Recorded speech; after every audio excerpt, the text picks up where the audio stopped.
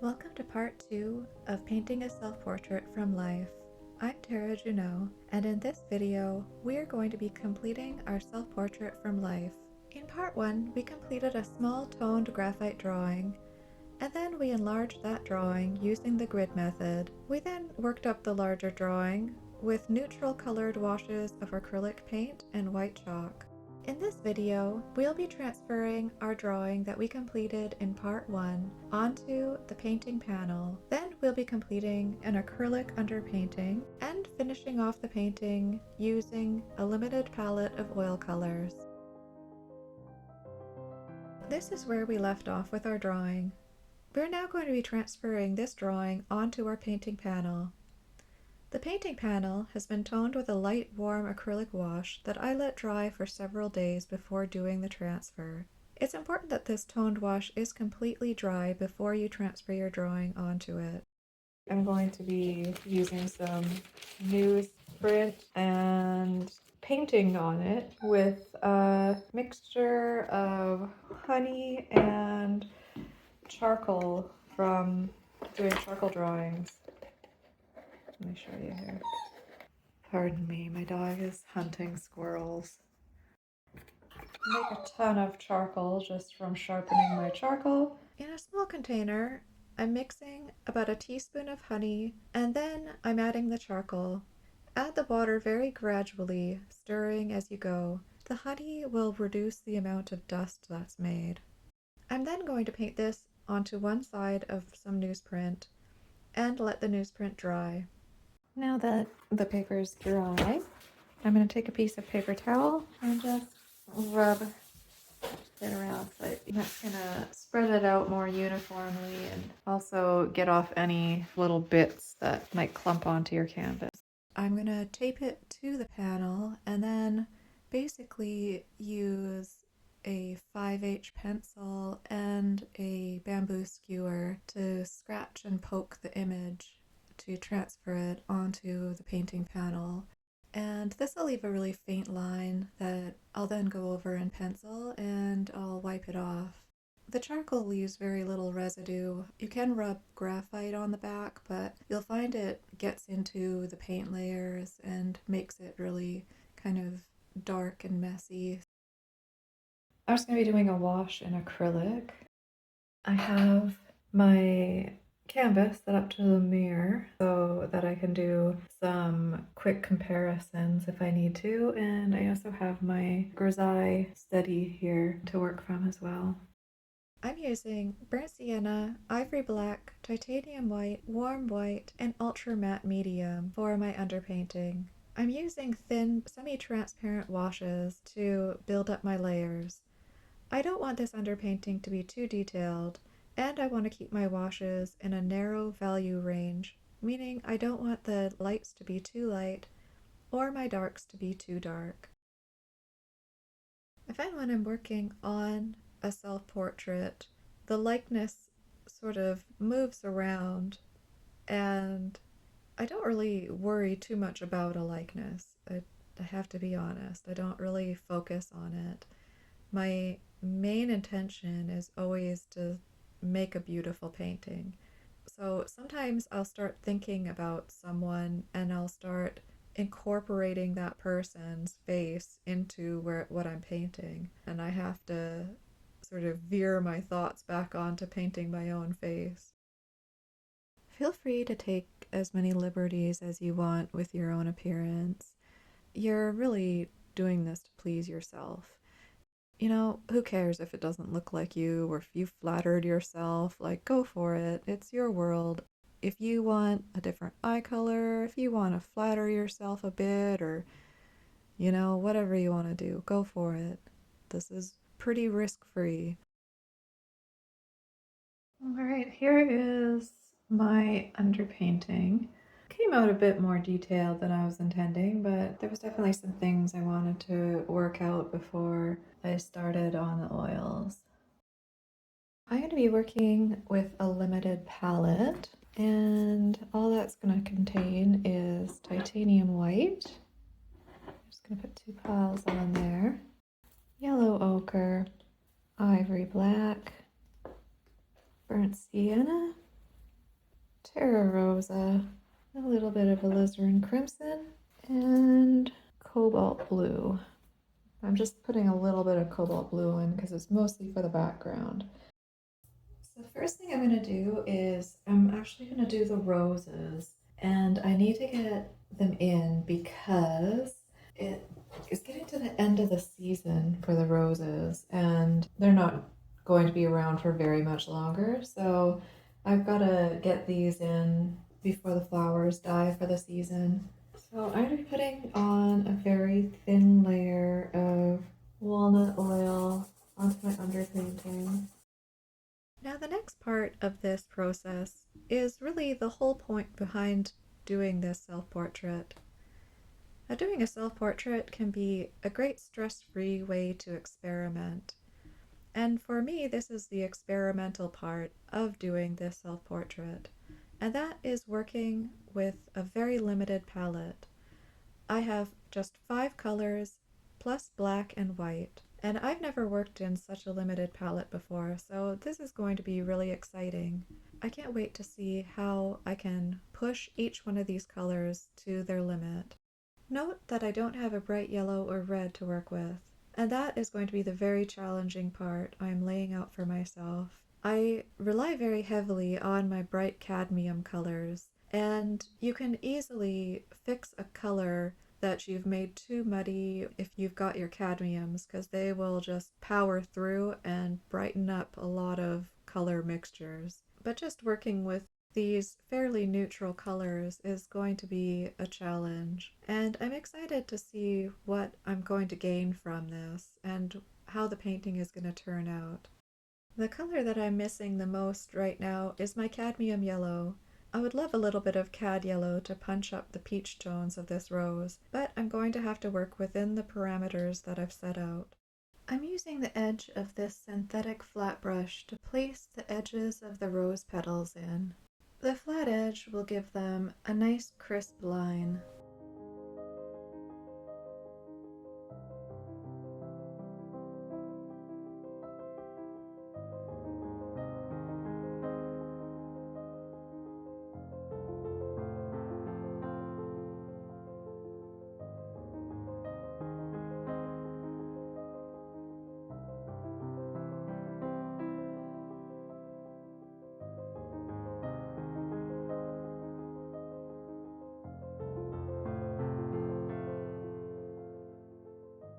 I want to get this blue background in right away because it's going to have a significant effect on my color hues. I'm using pure cobalt blue and titanium white.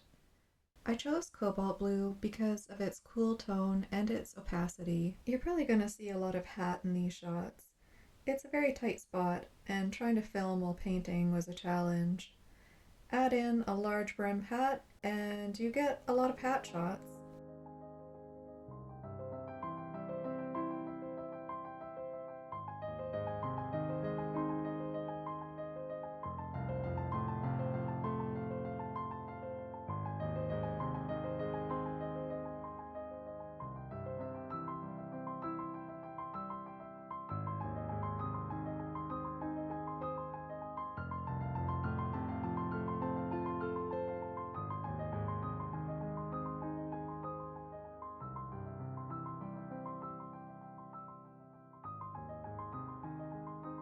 So I've moved my setup back a little bit. Don't eat that. So that the light falls on my face when I am in more of a relaxed position. I've also pre-mixed up a couple of colors. If your eyesight's good at this point, you would blur your eyes to sort of get the main colors, but I'm just taking off my glasses. The shadow color on my face is basically just burnt sienna, black, and titanium white. I'm mixing in a bit of Terra Rosa for the warmer shadow areas, like around the mouth and under the nose. The light areas are just titanium white, a bit of burnt sienna, and yellow ochre. And in the warmer areas, like on the cheek, I'm just adding in a little bit of Terra Rosa. For the cooler tones, like where the lighter tones start to transition into shadow around the mouth and on the edge of the nose where the plane of the nose is receding from you, I'm just mixing in a little bit of ivory black into my lights and midtones to cool it off. I know artists have all kinds of feelings about using black, but I love it. I've been using it for a long time. It works great if you use it properly, and it's also very uncomplicated. So, why make something more complicated than it has to be? Try to minimize the appearance of neck muscles and tendons and lines. There is nothing more distracting than an overpronounced neck in a portrait. Also, it's a good tip to make the colors slightly cooler on the neck area to bring the focus back to the face. Go have a look at many of the great portrait painters and look how they have handled the neck. Ask yourself why they did this, and then try to picture it with accentuated neck muscles. Take Madame X for example. A woman with her head cranked to the side like this would have a lot of tendons showing, and maybe even some folded skin. Sargent simplified that without losing the form and anatomy. Let's compare the two ladies from my initial inspiration for this portrait. The self-portrait in a straw hat by Elizabeth Vigée Lebrun and Rubens' portrait of his sister-in-law Susanna London. The neck muscles and tendons are minimized. Rubens, who loved to accentuate bumps and ripples, even turned Susanna's neck into a tube with a couple of neck rings. Don't be afraid to take as many liberties with your appearance as you like. Have fun with it. It's art. No one is going to come in and arrest you because the portrait didn't look exactly like you. I'm not quite sure what to say about painting your own hand from life. Painting the hand that you're painting with is super hard. Painting your own hands while holding a dog is also a bit of a challenge.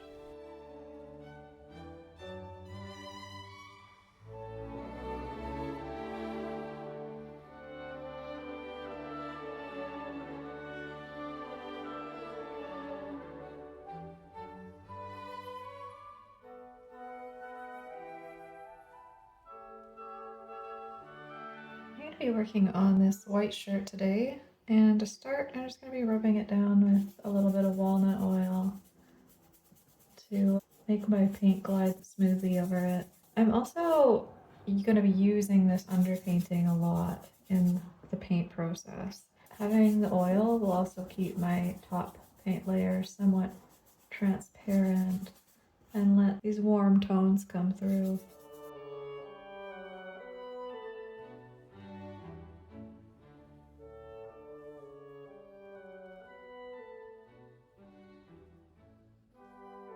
I'm glazing alizarin crimson over top of my gray underpainting to get the most out of this color.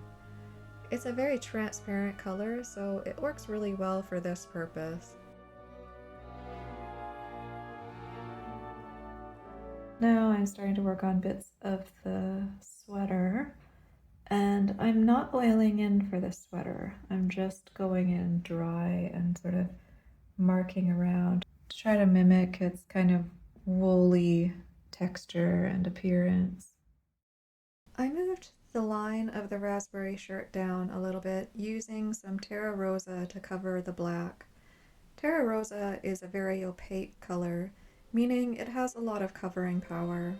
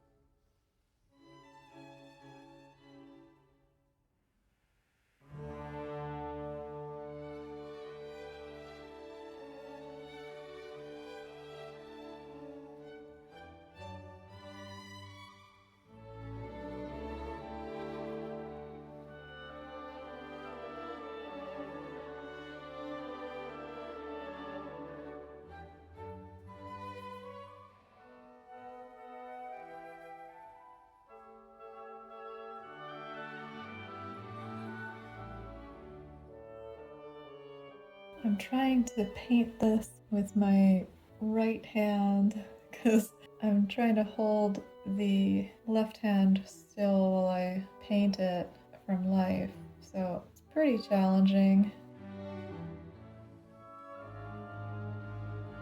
You want to my lap? You can come up here.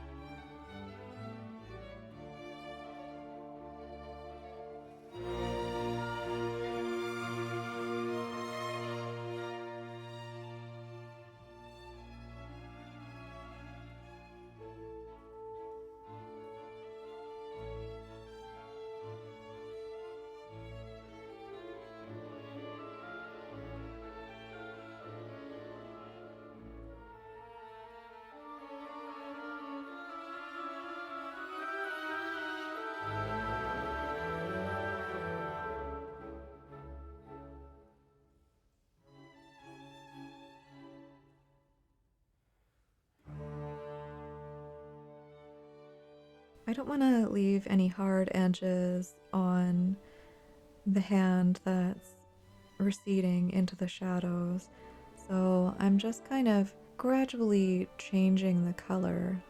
You've got one form coming up against another, and they're not physically attached, but you don't want them to look like two separate objects.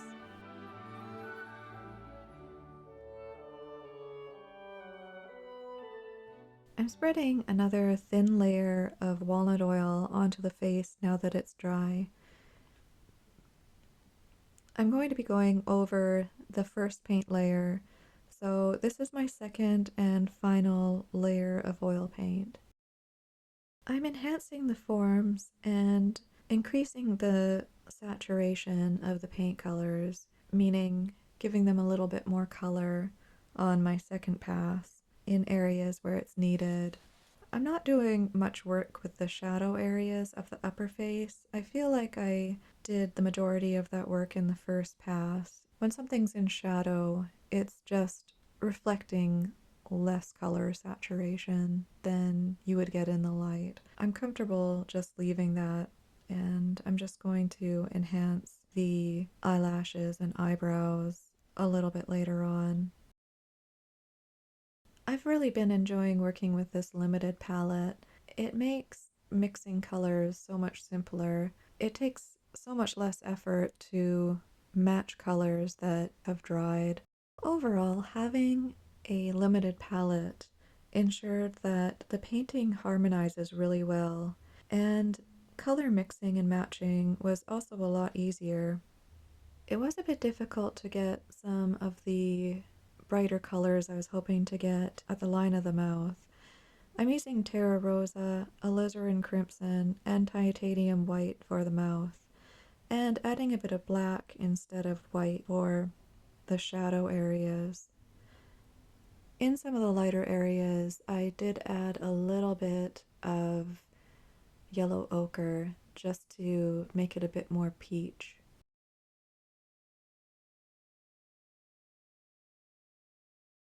I really enjoy painting from life. You just have so many options open to you, and also trying to come out with an image that you like out of all of these different compilations of slightly different images is a little bit exciting. And I think that's what really sets working from life apart from working from photograph. Mainly, that's just the path getting there to the image that you want is so much more enjoyable.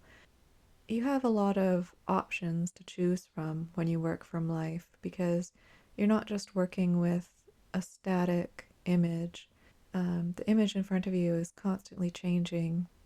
It is challenging. It is challenging to put these all together and try to make it work, but it's also rewarding. And when you're working on a self portrait, you have a lot of time that you probably wouldn't have if you were, say, hiring a model or you talked a friend or family member into modeling for you and you can tell they're getting tired and they want to go. You have the time available that you have to paint, so you can sit there and kind of relax into it and put it aside. And hopefully, your appearance doesn't change too much from one session to another. While the paint on the face and neck is still wet, I'm going to knock back any prominent brush strokes by sort of poking at them with a dry brush. You don't really want to be blending here. You want to just sort of poke back any brushstrokes that are going to be catching the light, especially in places that you don't want the light to catch. Say, for instance, in your shadows.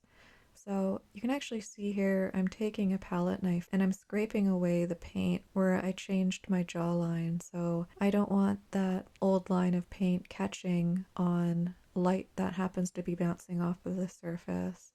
Sometimes I'll even squish the paint down with my finger, but if they're dry, I just shave it off with a palette knife and then paint back over it. You want to get rid of these prominent brush strokes before they dry if you want a soft appearance to your paint surface as well.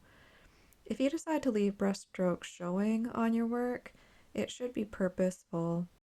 I've left some of the paint on the painting rough and thick in some of the lighter areas, like the roses and the blouse and the clouds.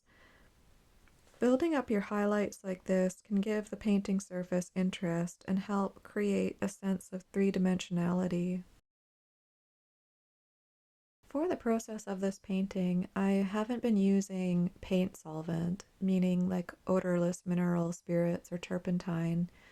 I've just been painting into the oil and I've been using rubbing alcohol to clean off my brushes in between so that my paint doesn't get too murky.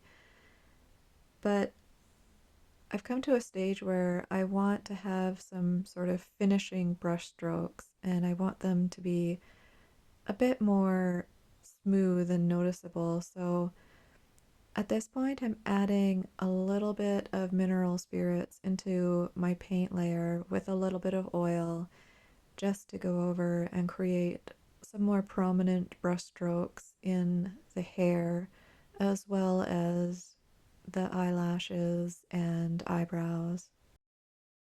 Now all that's left is the paintbrush, and for this I'm using just some yellow ochre mixed with a little bit of titanium white, and I'm just glazing the yellow ochre thinly over the white underpainting.